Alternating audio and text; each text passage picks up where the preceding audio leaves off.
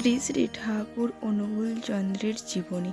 শ্রী শ্রী ঠাকুর অনুকূলচন্দ্র 1888 থেকে 1969 একজন বিখ্যাত বাঙালি ধর্মগুরু এবং সমাজ সংস্কারক ছিলেন। তিনি সৎসঙ্গ নামক আধ্যাত্মিক আন্দোলনের প্রতিষ্ঠাতা, যা মানব জীবনে সার্বিক উন্নতির লক্ষ্যে কাজ করে। তাঁর জীবন ও কর্মকাণ্ডের নিম্নরূপ: শৈশব ও প্রাথমিক জীবন।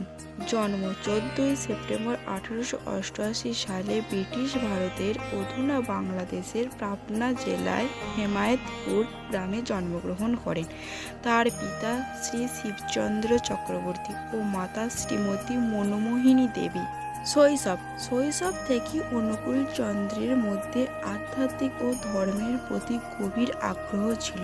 তার প্রাথমিক শিক্ষা স্থানীয় বিদ্যালয়ে সম্পন্ন হয়। শিক্ষা ও কর্মজীবন। শিক্ষা: প্রাথমিক শিক্ষা শেষে তিনি কলকাতায় এসে উচ্চ শিক্ষা গ্রহণ করেন। তবে তার আধ্যাত্মিক কর্মকাণ্ড ও মানব সেবায় প্রতি অনুরাগের কারণে তিনি প্রচলিত শিক্ষার বাইরে গিয়ে আধ্যাত্মিক ও মানবিক শিক্ষায় মনোনিবেশ করেন। কর্মজীবন: প্রাথমিক জীবনে তিনি একজন হোমিওপ্যাথিক ডাক্তার হিসেবে কর্মজীবন শুরু করেন, যেখানে তিনি সেবার মাধ্যমে মানুষকে সাহায্য করতেন। সৎসঙ্গ আন্দোলন প্রতিষ্ঠা: 1910 সালে তিনি সৎসঙ্গ আন্দোলনের প্রতিষ্ঠা করেন। এই আন্দোলনের মূল লক্ষ্য ছিল ধর্ম, মানবতা ও আধ্যাত্মিকতার মাধ্যমে মানুষের সার্বিক উন্নতি সাধন করা।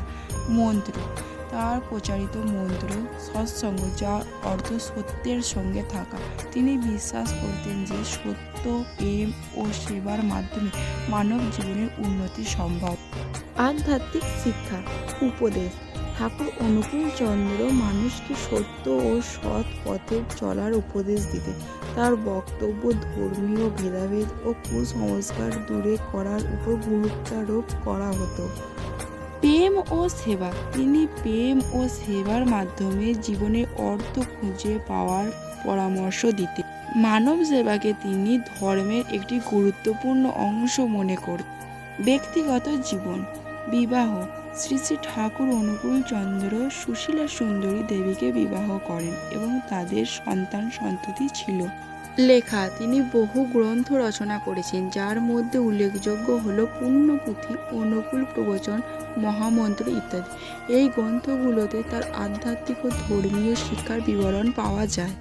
প্রণয়ন। মৃত্যু: শ্রী শ্রী ঠাকুর অনুকূলচন্দ্র 26 জানুয়ারি 1969 সালে প্রয়াত হন। তার মৃত্যুর পরও তার প্রতিষ্ঠিত সৎসঙ্গ আন্দোলন চলমান রয়েছে এবং তার শিক্ষা ও আদর্শ প্রচার করছে।